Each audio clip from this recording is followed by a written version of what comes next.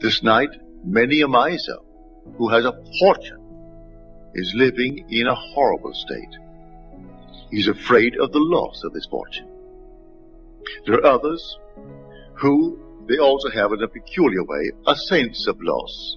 You've read in the paper here this past week, the Secretary of State of the state of Illinois. And so at the age of 68, heart attack, and he's gone. He left an estate. He never got more than $30,000 a year, all of his life, and he paid taxes, and he had to live, and he lived well.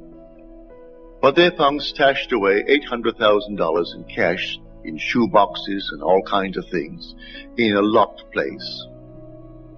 And all the politicians, if they can be embarrassed, which I question seriously, they can be, you can't embarrass them. Because if they have any concept, any sensitivity whatsoever, any ethical code, to be a good politician, you must put it in deep storage. I don't care what they're telling me. If you want to be a good politician, you take your religion and put it in deep storage while you play your part as a politician. And so he said, the worst thing next to being a defeated politician is to be a poor politician or a broke politician. Well, he was determined he would not be a broke one. And so he stashed away $800,000 in cash.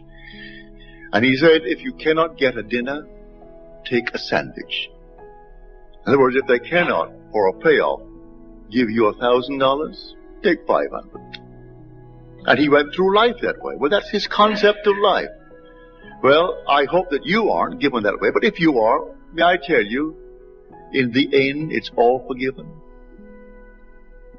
Everything in the world is forgiven because there's only God playing all the parts, because this whole vast world will fade, leaving not a trace behind it.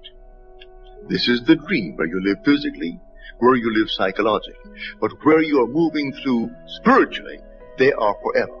These are the eternal realities, and you, the immortal you pass through these eternal states.